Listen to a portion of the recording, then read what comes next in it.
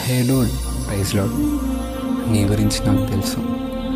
నువ్వు రోజు ఒంటరిగా ఎంతలా బాధపడుతున్నావో, ఎంతలా దుఃఖపడుతున్నావో, ఎంతలా కుమిలిపోతున్నావో నాకు తెలుసు. నేను ఒంటరి వాడిని, నన్ను అర్థం చేసుకునేవారు లేరు, నన్ను అర్థం చేసుకునేవారు రారు అని నువ్వు రోజు ఎంతలా కుమిలిపోతూ నరకం అనుభవిస్తున్నావో నాకు తెలుసు. దేవా, ఏంటయ్యా నా పరిస్థితి? నన్ను అర్థం చేసుకునే తోడు నాకెందుకు ఇవ్వలేదని నువ్వు దేవుని ప్రశ్నిస్తున్నావు అని నాకు తెలుసు.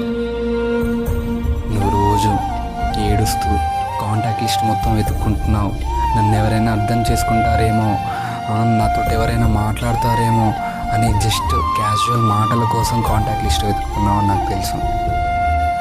అయినప్పటికీ నీకు ప్రశాంతత అనేది దొరకడం లేదు. నీ హృదయంలో భారం ఉంచుకొని, నీ గొంతులో ఏడుపును దాచుకొని, ఏడవటానికి అరవటానికి ప్లేసెస్ వెతుకుతున్నావని నాకు తెలుసు. ఇన్ని విషయాల్లో నువ్వు ఒకటి గమనించావా? నువ్వు దేవుడికి దూరం అయిపోయావు.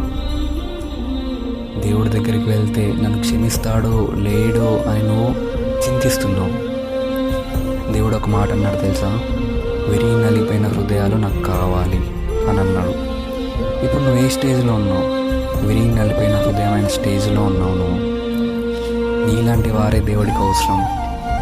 నీలాంటి వారిని దేవుడు మార్చుకుంటాడు. అయినా ఇప్పటికే ఆలస్యమైంది ఏం లేదు. ఒక రూమ్లోకి వెళ్ళి డోర్స్ క్లోజ్ చేసుకొని దేవుడి చెంతలో మొరపెట్టు. దేవా, నన్ను అర్థం చేసుకో ప్రభువా, నేను చేసిన పాపాలను క్షమించు, నాకు మరో అవకాశాన్ని దయచేయి ప్రభువా అని బిగ్గరగా ఏడు. నీ కన్నీళ్ళతోటి దేవుని పాదాలు తడుపు. అప్పుడు నిన్ను దేవుడు క్షమిస్తాడు. ఒక్కసారి ట్రై చేసి చూడు.